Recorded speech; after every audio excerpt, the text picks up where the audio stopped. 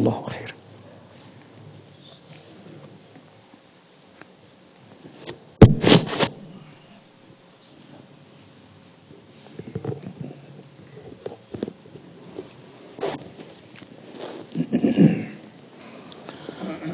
أعوذ بالله من الشيطان الرجيم. بسم الله الرحمن الرحيم. الحمد لله رب العالمين، والصلاة والسلام على سيدنا محمد وعلى آله وصحبه أجمعين، رضي الله تعالى عنهم وعن كافة المؤمنين. استعيذ بالله. فلولا إذا بلغت الحلقوم. When that point comes, when the soul, the ruh, when it reaches the throat, hulqum, which is called Sa'atul Wada', the hour of farewell. And that moment, that last moment occurs, and the ruh is at its last moment. وَأَنْتُمْ حِينَئِذٍ تَنْظُرُونَ. And you are standing around your brother, around your sister, around your mother, around your father, around your child, your grandchild, looking on. وَأَنْتُمْ حِينَئِذٍ تَنْظُرُونَ. You're looking on, you're pondering, you're reflecting, you're waiting in anticipation of shifa or the inevitable. وَنَحْنُ أَقْرَبُ إِلَيْهِ مِنْكُمْ Allah. But we are closer to Him than you are. وَلَكِنْ لَا تُبْصِرُونَ. But you do not perceive it. At that point, physically, in the bodily form, He's present with you. But in the substance, in the essence, He is with us. Meaning He is with Him, Tabaraka wa Ta'ala. That transition is underway. The downloading has begun, or perhaps the uploading. فَلَوْلَا إِن كُنْتُمْ غَيْرَ مَدِينِينَ. Now, if you are really independent, you believe you're independent, you believe you're free, you believe that you are not accountable, that everything is in your hands, that these means, these asbab, these choices, these results, everything you're in charge of. You decide, you plan, you execute, you strategically make decisions, you bring things about. If you're in control, things usually go the way that you'd like for them to go. تَرْجِعُونَهَا. رُجِعُ الرُّوحِ. Put it back. Bring it back. If things are really in your control and you lived your life and your conscience was such that you forgot His mulk, that you are in His mulk, تَرْجِعُونَهَا. So let you, with all of your alat and all of your technology and all of your science and all of your updates and modern features, return the ruh. تَرْجِعُونَهَا إِن كُنْتُمْ صَادِقِينَ. If you are true in your claim, whether it's claim in the words, claim in the body, claim with your minds and how you think, how we think. إِن كُنْتُمْ صَادِقِينَ. فأما إن كان من المقربين. If that person was of those that we have brought close to us, that spent their lives drawing near to us every single day, in those moments of wakefulness, in the harakat and the sakanat, in their actions and their inactions, in their decisions and their abstain from those decisions. When they go to bed, when they retire, when they wake up in the morning, when they eat, when they sleep, with their wives, at work, co-workers, they use those opportunities not to merely be in the world, but to transcend the world, to get closer to Allah Ta'ala. They use those moments, those material moments, and they find the windows of spiritual opportunities in those moments. And they use those opportunities to draw near to Allah Ta'ala. Every chance they get, qurba, qurba, qurba, drawing near to Allah. Muqarrabeen. فَرَوْحٌ وَرِيحَانٌ وَجَنَّةٌ نَعِيمٌ. If that's the case, then they spend their life in amal, in shughul, in work, striving. And then they will end up with rest, peace, ruhun. وَرِيحَانٌ. They worked hard for their rizq, they worked for their food and their water, etc. But in that moment, it will be given to them without work. They won't have to worry about haram rizq. All halal, all tayyib will be given to them. Rayhanun wa jannatun na'im. A blessed place. A place full of bliss. أما إن كان من أصحاب اليمين فسلام لك من أصحاب اليمين. If they were not at that rank, but they were at a lower rank,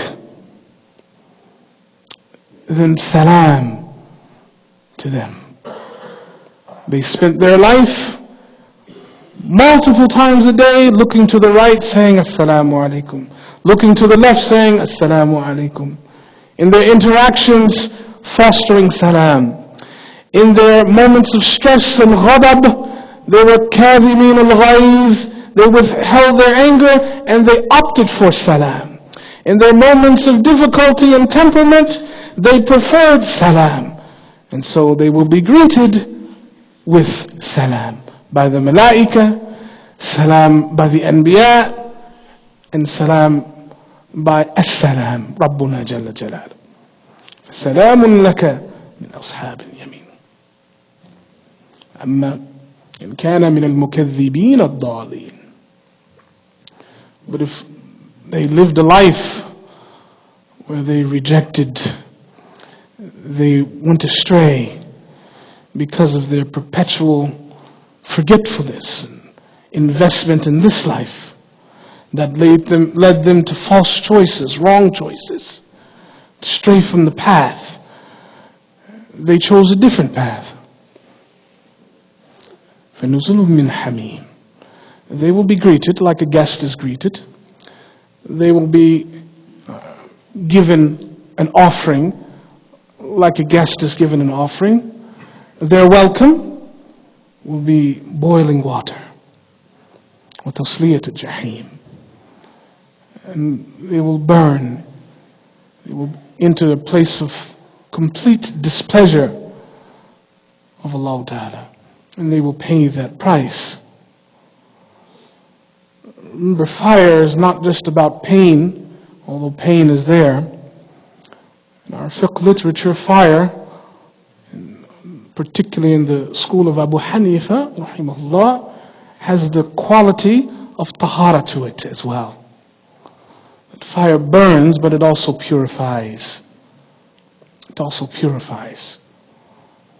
And so because they were filthy in this life, filthy and dirty from being people who love the dunya, filthy and dirty from being people who forgot Allah, filthy and dirty from being people who destroyed their qulub and their hearts and their arwah were full of sin, that the only way to purify themselves from the sin on top of the sin is to burn it off. فَنُزُلٌ مِّنْ حَمِيمٍ. Internally they'll get burned, and not only pain and suffering, but also to purification. وَتَصْلِيَةُ الجَّحِيمِ. And externally they are burned. إِنَّ هَذَا لَهُوَ حَقُّ الْيَقِينِ. This is not a joke. This is not a game. This is not only haqq, but it is haqqul yaqeen. It is the most highest level of certainty that can be achieved. But we don't understand it at that level until we strive to understand it at that level. And so in order to strive to understand these things at that level, that this is the end result, that each and every one of us will exit in one of these three doors. May Allah Ta'ala preserve us from the last. There is no fourth exit. One of these three. This is certainty. This system is it. And so to reach that level, it is certainty, but we are not there. We don't have that certainty yet. We have to earn it. We have to work hard to get it. And so how do we do that, Ya Rab? فَسَبِّحْ فَسَبِّحْ بِاسْمِ رَبِّكَ الْعَظِيمِ. Be in the business of tasbih. Be in the business, in the habit of dhikr of Allah Ta'ala. كان النبي صلى الله عليه وسلم, he said, اجعلوه في ركوعكم. Make this in your ruku'. Specifically, literally, put it in your ruku', literally. But that doesn't mean that's the, he didn't say, اجعلوه في ركوعكم فقط. Put it there only. He said, put it in your ruku', but also put it in your qiyam outside of ruku'. Allahu Akbar, Subhanallah, Alhamdulillah, اجعلوه وراء صلاتكم, after your salat, يعني, بعد صلاتكم. Dhikr of Allah Ta'ala, when you wake up, when you go to bed, اجعلوه في كل مكان. And through the remembrance of Allah Ta'ala, not just the remembrance, through the habitual occurrence of the remembrance of Allah Ta'ala, the iman is increased, the yaqeen is boosted, is elevated. And the product of that, with the tawfiq of Allah Ta'ala, is that we will become, inshallah ta'ala, included in the muqarrabeen or ashab al-yameen. Allahumma ja'alna minhum ameen. And so, my dear brothers and sisters, to conclude,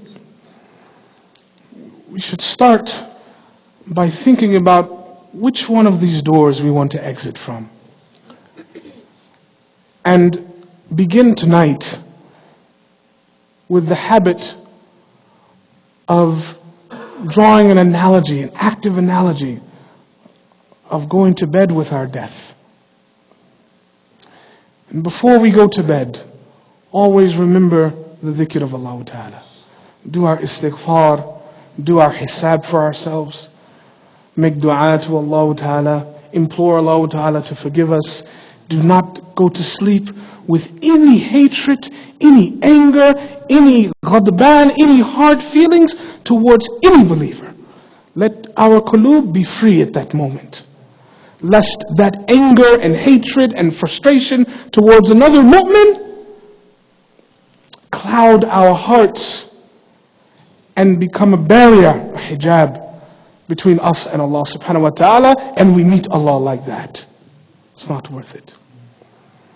We ask Allah subhanahu wa ta'ala to allow us to do hisab for ourselves before hisab is taken for us. We ask Allah subhanahu wa ta'ala to include us amongst the muqarrabeen. And we ask Allah subhanahu wa ta'ala to give us tawfiq in our actions, to allow our actions to be most pleasing to Him. And we ask Him to purify us in this life so that we do not have to be purified in the hellfire in the next life. Bi rahmatika ya arhamar rahimin. Ameen. Wassalamun ala al-mursaleen walhamdulillahi rabbil alameen. Assalamu alaikum wa rahmatullahi wa barakatuh.